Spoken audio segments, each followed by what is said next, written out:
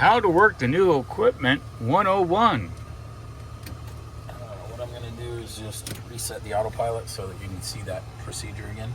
All right. Okay, so when you power it on, you're going to get these two screens. Okay. This is your ADI and this is your HSI. Those replaced your existing units. The ADI is the one that controls the autopilot. Okay. So if you pay close attention right here above this heading bug, if you want to switch between heading mode and GPSS mode, it's this switch right here. And when you activate it, you'll see heading switches to GPSS. The reason it's not valid is because it doesn't have a valid signal right now, right? Because we're not going anywhere and we don't have a course. All right. Okay. If we switch it to the GPS one, it has a valid signal. You see how it changed? Okay. I do that just by touching that CDI. See that? CDI switches you between GPS 1, VOR 1, GPS 2, VOR 2. Okay? Now, the only time on the ground that you have a valid signal for the GPS in order to be able to test that function is when the 750 and the 430 look like that. See how it says half left out of view? That's the only time it sends a valid signal. Okay. So if you watch, if I switch it out of heading, now the heading bug comes back and you get a number, right? Yep. If I switch to GPS 2, I get my GPSS notification, right? Okay, see? Okay. And GPS. All right. GPS. All right. Good? Yep. We're on GPS 1. That's Correct. GPS 1. So when it's doing its self-test and it's testing whether the HSI is functioning, that's the only time the autopilot gets a valid signal. So just to recap, these two switches control these two units. This one is your GPS and heading select for the autopilot. This one to the left, I want you to watch this screen right here. If for some reason you weren't sure about what was happening here or it was to go black, it's an emergency switch. You flip it up and it immediately goes to an AI. Okay? Okay. That's perfect because if you change your baro setting, they're synced. They change together. So anything that you had already put here is going to be there as of the time that this one was no longer valid. Okay? Okay. What I tell people is if you do that, push and hold and turn the effing thing off. That way you don't get confused. Okay? It is touch screen, as you can see, and it is button. Now, as long as this is in ADI mode, it will not switch out of this screen. If you take the ADI off, you can use the outer knob to change between the pages. This is your primary HSI page, and this is what's called HSI map. So you'll see an actual moving map with your HSI needles overlaid on top of that. All right. Okay? Which would also essentially be the same as what I should be seeing here. Over here, exactly. Except for that you have the needles, the actual legal needles to follow for IFR. All right. Glide slope and everything. Okay? Yep. All right. When you're ready to test the autopilot, only thing that you need to know is that some people you've probably used this autopilot for years. The most important things you're looking for is when you press the test button, don't press it with the yoke all the way up because it needs to move the servos. So what I usually do is pull it about halfway back and just hold it there for a second and push the test button. You should hear 4 distinct it's testing the trim servo. It runs through those entire tests. As long as they're valid, you will get the autopilot ready blinking light here. Okay?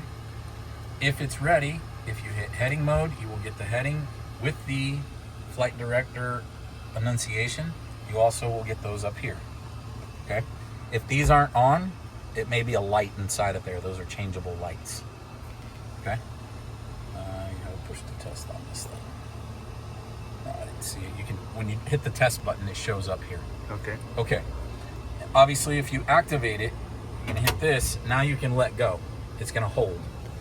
If you hit the altitude, you should be getting a trim because you're not doing anything. It's trying to trim. So it's gonna go like this. You're in heading mode. So the yoke is gonna turn. That's how you're testing it.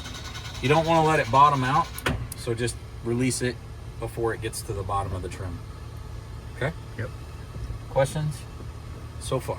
So far, looking good. Okay. With regards to the GI 275s, there are some pages inside of here that have pilot selectable options.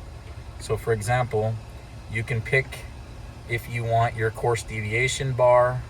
If you see the glide slope deviation that just showed up there, you can pick if you want a VOR preset course or a GPS automatic course for OBS. Those are options. You can slide left. A lot of people don't know that. See that? You can pick your heading options. So I want my heading to sync between whatever I'm doing now. You can actually also set your heading by pushing that. See that? Back. If you want to do your CDI preview, you can turn that on and off. This is all on this screen. This one has its own set of menus. Okay. You do have airspeeds, and they are active. You see all on. They will show up as you're flying. You can set your own minimums. So if you have a minimum and you say your minimum is 250. Let's say 250, you can set that, and it'll enunciate it for you. Okay. All right. You do have, once you get your synthetic vision and terrain databases loaded, you do have a free trial. It's got up to 600 minutes, which is about 10 hours, 10 to 11 hours. It's already loaded, so we've had it turned off because we didn't want to use your trial while we were doing testing. But if you want it on, you just turn it on, and this will turn into a synthetic vision screen. This tells you how much time you have left on that. Okay? You do have the ability to disconnect the autopilot from here. So if this failed and the autopilot button here failed, you can actually hit the autopilot disconnect button, and it'll disconnect it. And that's on the slide bar. That's on the slide bar. Okay? You can display true airspeed. So I'm going to turn it on for you. Yep. You can overlay meters if you like meters, going into somewhere, Europe or some bullshit. What about as far as we've got true airspeed? What about where the wind's coming from? That'll be displayed down here. Okay. All right. Okay. So, and then messages is going to tell you if your storm scope is active or not on the unit. On this unit right now, it's not because we have it turned off on here. All right. Okay. Now, on this one, if you push the button, you'll see that you can go to your map, push and hold, you'll get your menu, and then the same thing, you can slide.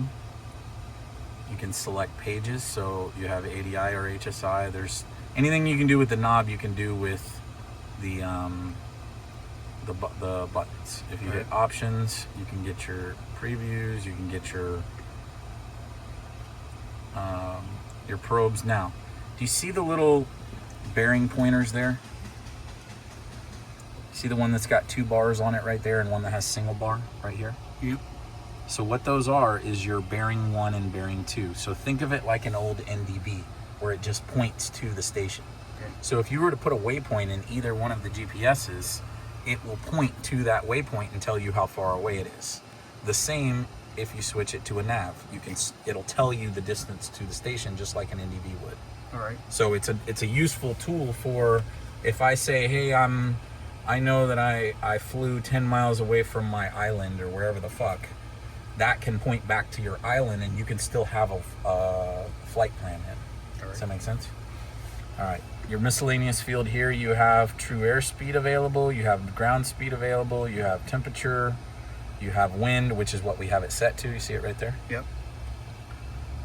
And that's pretty much it. It's going to show wind, where it's coming from. What the wind direction and speed is what it's going to show. Good.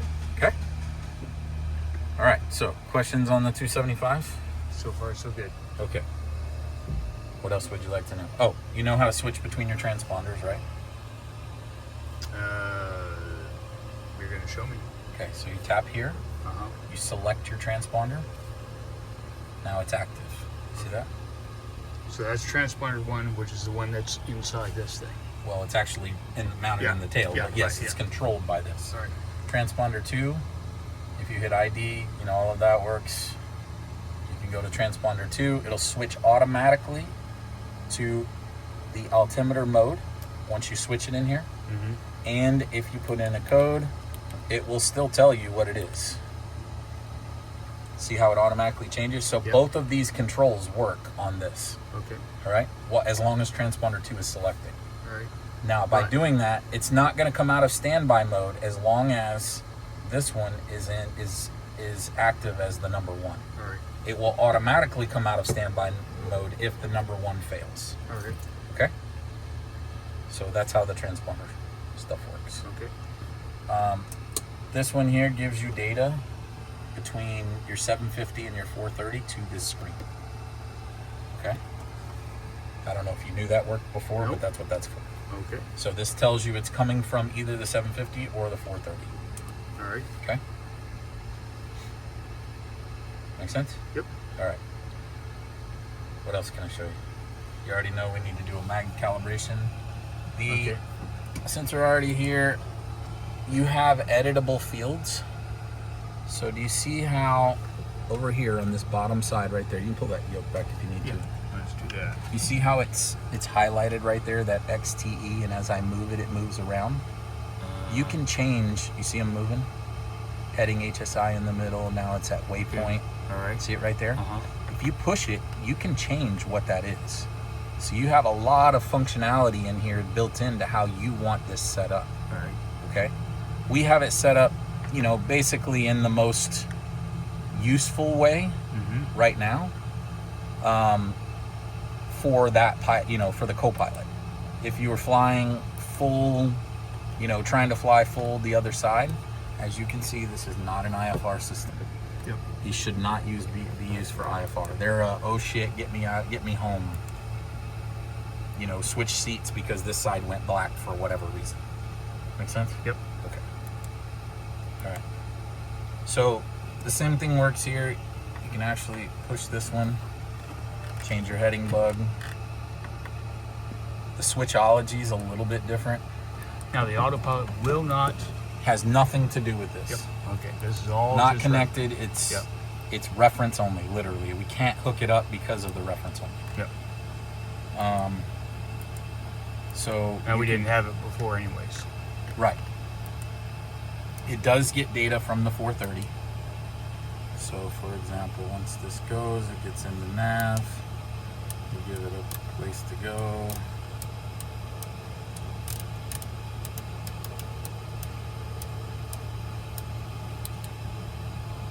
Once we've calibrated it, it'll show you what the waypoint is right here. Okay. Okay. And like I said, you can change those things around and move the things. You can declutter this. If you look right there, you can declutter it like that. If you just want a plain attitude indicator. Okay. Both units have built-in light sensors. If you needed to adjust them manually, it's in the menus to adjust the brightness. All right. Okay, you can see hold bright, Yep. push and hold. And then you're on auto right now, but if you switch, you can dim it down yourself. See that? Yep. Or just stay on auto. Most people, auto is good. Okay? Yep. What else can I tell you? Probably about it for now. All right. So I would say let's go fly.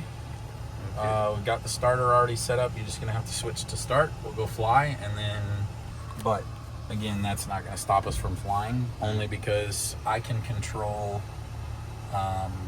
push to talk from that side. Yep. So if we have an issue with this, then I'm probably going to be on radios anyway. Yep. And